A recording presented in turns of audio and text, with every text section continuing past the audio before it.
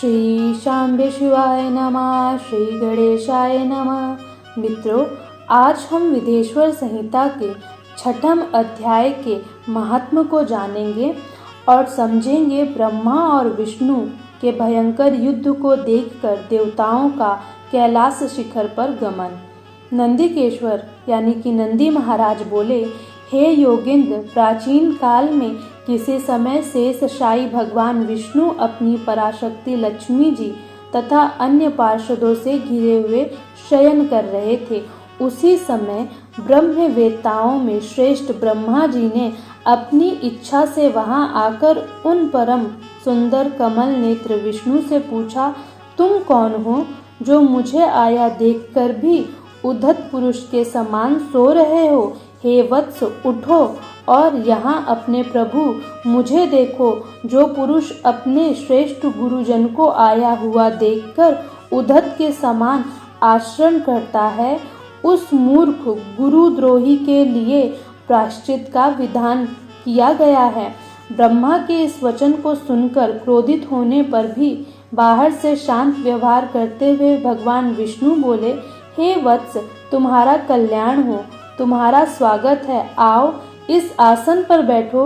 तुम्हारे मुखमंडल से व्यग्रता प्रदर्शित हो रही है और तुम्हारे नेत्र विपरीत भाव सूचित कर रहे हैं। ब्रह्मा जी बोले, हे वत्स, हे विष्णु, काल के प्रभाव से तुम्हें बहुत अभिमान हो गया है। हे वत्स, मैं जगत का पितामह और तुम्हारा रक्षक हूँ। विष्णु बोले, हे वत्स, यह जगत मुझ में ही स्थित है।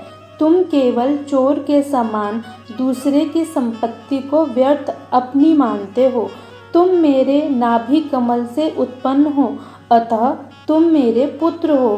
तुम तो व्यर्थ बात कर रहे हो। नंदी महाराज बोले, हे मुने, उस समय वे अजन्मा ब्रह्मा और विष्णु मोहवश मैं श्रेष्ठ हूँ, मैं स्वामी हूँ, तुम नहीं, इस प्रकार बोलते बोलते परस्पर एक दूसरे को मारने की इच्छा से युद्ध करने के लिए उद्यत हो गए।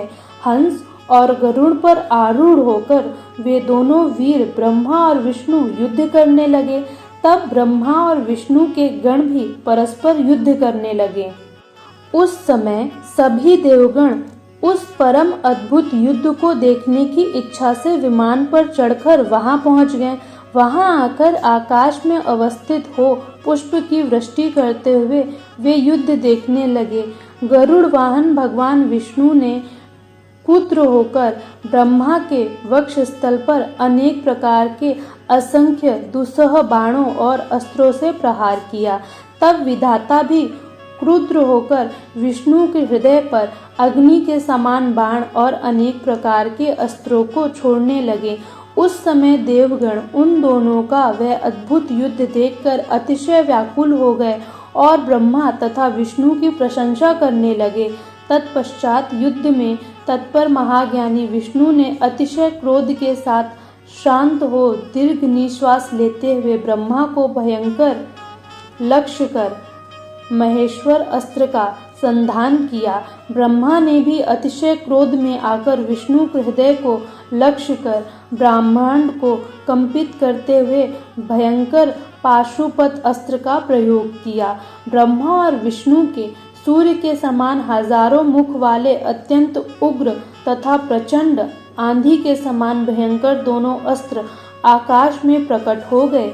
इस प्रकार ब्रह्मा और विष्णु का आपस में भयंकर युद्ध होने लगा।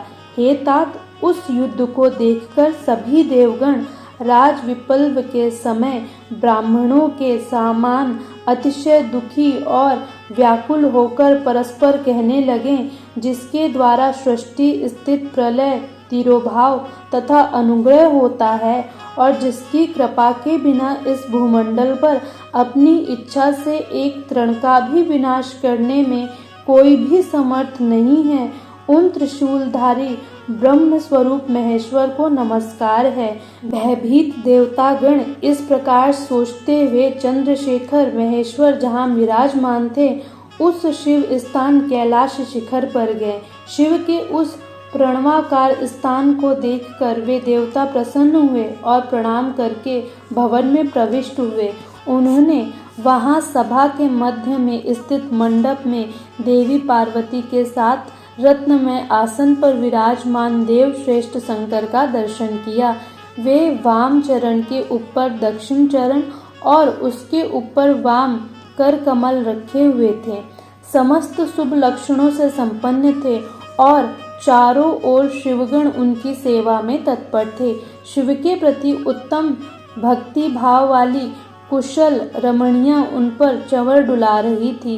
वेद निरंतर उनकी स्तुति कर रहे थे और वे अनुग्रह की दृष्टि से सबको देख रहे थे।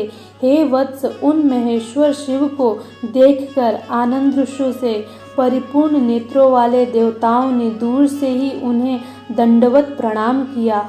भगवान शंकर ने उन देवों को देखकर अपने गणों से उन्हें समीप बुलवाया और देव शिरोमणि महादेव उन देवताओं की आनंदित करते हुए अर्थ गंभीर मंगलमय तथा सुमधुर वचन कहने लगे।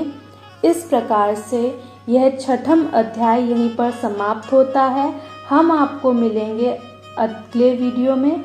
तब तक के लिए हर हर महादेव।